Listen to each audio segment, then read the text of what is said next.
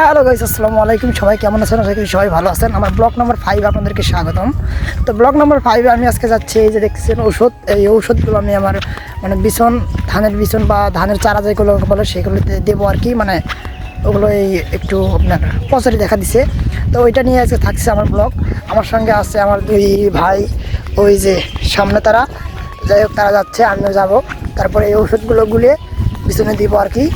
প্রথমে ওষুধ দেওয়ার যে যন্ত্রটা সেইটা নিয়ে চলে আসলাম, ওষুধ দেওয়ার মেশিনটা নিয়ে আগে নিচে নামলাম। নিচে নামার পর আগে জমিটা দেখলাম, জমিটার কি অবস্থা। মূলত জমিটা আমার না, জমিটা হলো আমার ওই কাকার।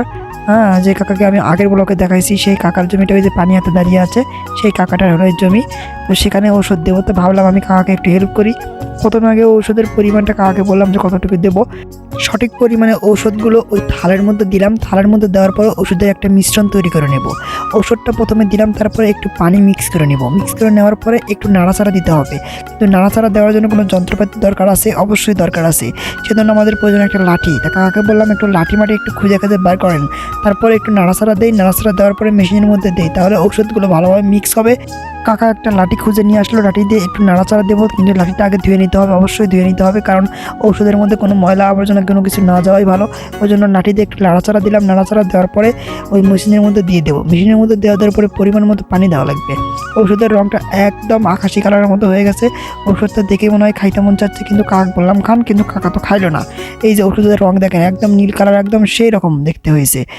ঔষধের কাজ মোটামুটি শেষ। ওষুধ তো এখন মেশিনের মধ্যে চলে গেল। এখন আমাদের দেওয়া উচিত পরিমাণ মতো পানি দেবো। পানি একদম একদম ক্লিয়ার।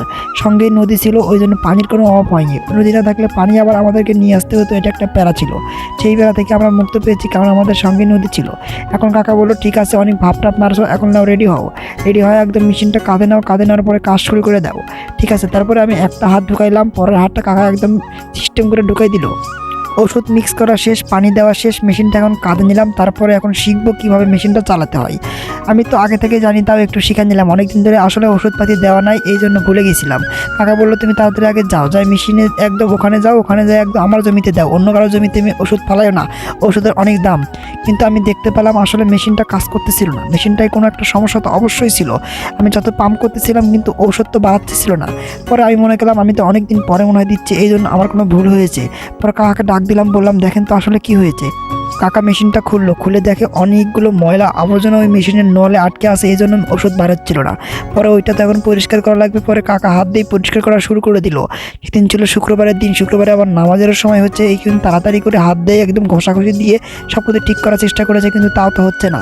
পরে কাকা চলে গেল নদীর মধ্যে যে একটু ঝাঁকানাকা দিল ওই মেশিনের নলটাকে। পরে তখন তাও যখন হচ্ছে না, পরে রাগ করে একদম মুখে দিয়ে ফু দেওয়া শুরু করে দিয়েছে ওষুধ সহ। কি সাহসী একজন ব্যক্তি আমার কাকা, আপনারা ভাবতেই পারেন না। এরকম সাহসী লোক আপনারা কোথাও খুঁজেও পাবেন না। এই সাহসী লোক শুধু আমার সাথেই পাবেন, সেটা হলো আমার কাকা। পরে এখন সব কিছু করার পরে ওষুধে একদম ঠিকঠাক হয়ে গেল মেশিন টেশিন। পরে ওষুধপাতি দেওয়া শুরু করে দিলাম, একদম ঠাস ঠাস করে দেওয়া শুরু করে দিলাম। আস্তে আস্তে দিছি, কিন্তু দেখা যাচ্ছে জোরে জোরে, কারণ একটু স্পিডটা বেড়ে দিয়েছি বুঝছেন। কারণ স্পিড না বাড়িয়ে দিলে অনেক বড় একটু লম্বা ভিডিও হয়ে যায়, তো তাই স্পিডটা বেড়ে দিয়েছি। চারিদিকে ঘুরে ঘুরে ওষুধগুলো দিতে থাকলাম, কারণ এক জায়গায় যদি পড়ে আর এক জায়গায় যদি না পড়ে তাহলে এই বেসনের সমস্যা হতে পারে। তাই কাকা বললো সাবধানে দাও এবং একটু মাঝে দেওয়ার চেষ্টা করো, কারণ মাঝে তো যাওয়া যাবে না, ওখান থেকে দিতে হবে। পরে আমি আস্তে আস্তে দেওয়া শুরু করে দিলাম, একদম চারিদিকে দিলাম। দেওয়ার পরে আবার মাঝখানে দেওয়ারও অনেক চেষ্টা করলাম। তো আজকের ব্লগটা এই পর্যন্তই বন্ধুরা। যদি আমার ভিডিওটা ভালো লাগে থাকে তাহলে আমার চ্যানেলটা সাবস্ক্রাইব করো, আর ফেসবুক থেকে দেখে থাকলে একটু ফলো করে দাও। দেখা হবে পরবর্তী নতুন আরেকটি ব্লগ নিয়ে। ততক্ষণ নিজের খেয়াল রাখবেন, ভালো থাকবেন, সুস্থ থাকবেন। আসসালামু আলাইকুম।